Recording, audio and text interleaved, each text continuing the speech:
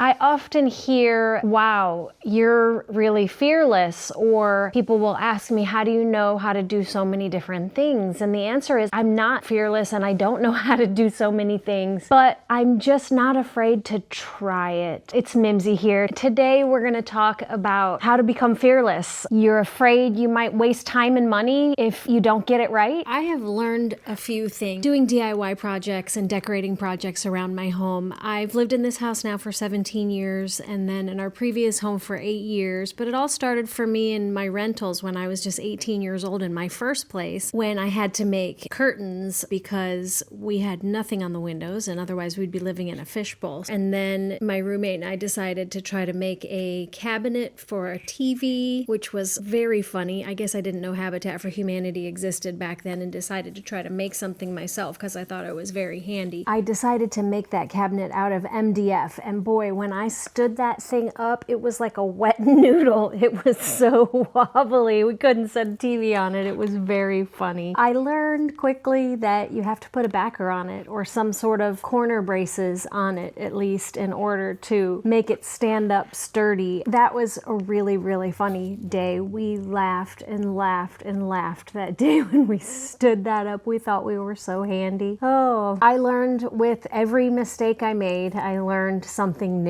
So that's lesson number one in DIYing things around your house or projects around your house, is that you really have to enjoy the process, and you can easily get in a rush trying to just finish and get to the result. But you really have to slow down and enjoy the process, enjoy the company that you're working with if you have a helper that you're working with or a partner that you're working with. It's such a fun time to make memories with your people. I've learned that most projects are not as difficult as I've made them out to be. I guess it's the fear of the unknown is what you would call it. Lesson number 2 that I've learned is sometimes you just have to start. Feeling paralyzed because you don't know where to start with your DIY project, just start with the smallest thing, because clarity comes from action. You can research and watch YouTube videos and buy books, but the clarity's not going to come until you actually start to take action. And I've learned that just this past week with a big project that I'm working on right now that I've been wanting to do for years. We've lived in this house for 17 years, and I think probably right from the beginning, I always knew I wanted to close in my back patio and remove these sliding glass doors and use that back patio as an all-season room. The thing that made it happen is that I was sponsored with an air conditioning unit from Mr. Cool, and so now we have air conditioning, and I did have to hire an electrician to come over and help me with the electrical part of hooking up the AC unit, but I was able to do everything else myself. He just came and put in a cutoff switch for me for the AC unit. So now that I have AC, I'm able to do this project that I've been gearing up for years. No joke, I have been collecting windows for years for this room. I'll show you. This is my patio. It is a complete disaster right now because I'm in construction and I've got a chair sitting in a weird spot in my house. Monday was St. Patrick's Day and I was demoing my patio, and so everything out there was just as it is right now. I had 10 people over for corned beef and cabbage on St. Patrick's Day, and we all sat around this table, and the back patio was a complete disaster, but I still had my family and friends over for dinner, and it was a wonderful night. And then we had a bonfire after dinner, so we had to trudge through the mess to get out to my fire pit, and it didn't even matter. It was a lovely, lovely night, and we had a good conversation because this situation, it was really a fun night, even in the midst of the mess. I just cleaned up the table and cleaned up my kitchen, and that was sufficient. This was a screened-in patio, and I have always dreamt of closing this in to make it an actual room and take out these sliding glass doors which separate my whole house from the patio. These, which, by the way, this is actually just a plastic vinyl that I had to tape up here because my husband walked into this door and shattered the whole door. So I bought some heavy duty vinyl and taped it to that, and it's been that way for years. This has been a project that I have dreamt about for so many years, and I'm finally making it happen. I will do a video about it, but not an in-depth tutorial. I'll just kind of show a little bit of the process. But anyways, this is something that I've had this air conditioner unit since December, and it's March. And I put it off, and I already had all the windows. I had most of the lumber. I just put it off because I didn't know how I was gonna do it. I didn't have a clear plan, and because this is clearly weight bearing and I needed to figure out how to install a header and how to support the whole roof before installing the header and all that, I was pretty paralyzed by it. I let it delay my project for much longer than it should have. So then when I finally got started, it really started rolling and flowing, and then I was able to figure out the next step and the next step. And honestly, I sat in these chairs right over here and just looked at it and went from step to step. I started by just supporting the roof, and then I realized once I got the roof supported that some of my 4x4s weren't even bearing weight because they were rotten at the bottom. And so then that made me realize I don't need to be so fearful about this. I can just continue to move forward. And I did have some advice from a friend of mine who is a contractor, and he did tell me what I needed to do for the header. So I did have good advice, and I did know what to do and what not to do, although I was still fearful.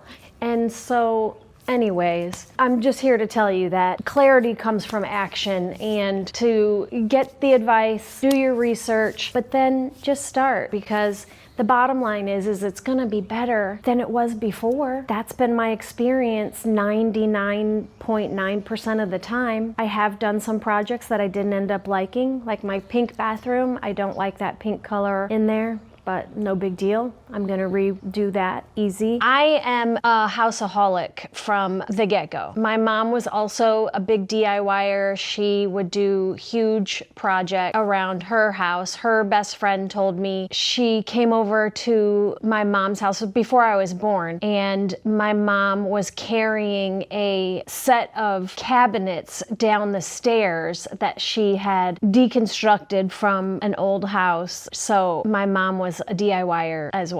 I just love the process. I love the result, even though the results are oftentimes imperfect and many times unfinished. I just love to do projects around my house. I would like to one day potentially even flip some houses, because I just love remaking or reinventing a house. Not even an old house. An old house would be lovely, but just any house, and giving it character and doing it on a really tight budget. Like, I guess I've always had to be really creative because I'm always in a budget constraint. That's actually probably pretty helpful because it does force me to get creative with things. I'm a driven person by nature. I'm, I guess, what you'd call a type A personality. So I think no matter what, I like to have a lot of things going on. My reason is because I like to be able to entertain my family and friends. Like, I want to be able to have people over at my house, and I want it to be really a comfortable place that people feel welcome and special and cozy. So that's really one of the main reasons why I do a lot of the projects that I do. I still think it's so important to get together and host your family and friends. The most important things in life are our relationships with our family and our friends, you know, and our neighbors. That's a really good reason to do the projects that you have been thinking about and putting off because you don't know where to start. Sometimes you just have to get started. Overthinking things can oftentimes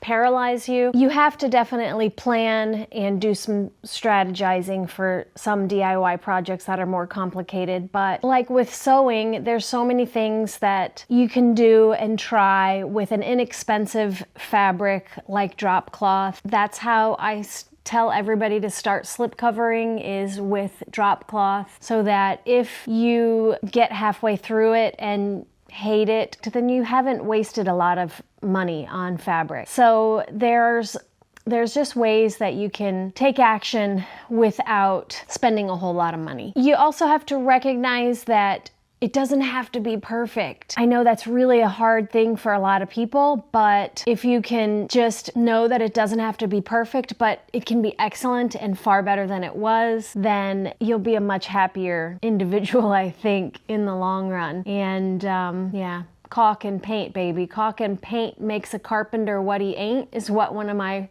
subscribers told me, and I love that. I never heard that before, but when I was working in my daughter's bedroom, that really resonated with me, because boy, it seemed like I could not cut a straight line on all that trim and crown molding. You start to gain confidence as you work through your project, and every step that you accomplish will give you more and more confidence that you're going to be able to finish the job and finish it excellently. Just get started. It'll make those impossible tasks feel achievable. It just the way my patio, I felt like, oh my goodness, I didn't know where to start. So I just started by supporting that ceiling structure, and then I felt like, okay, now I feel confident that this is going to stay up, and now I can work fearlessly on the rest of the project, because all we have is now. So don't wait. Make that quilt, sew that slipcover, upholster that chair, do all these projects so you can have that dinner party, or invite your friend over for tea, or have your neighbor over for cocktail hour or happy hour. That's what it's about, right? Building our relationships with our family, friends. That's the most important thing in life, correct? Get in there and embrace the mess and start that project.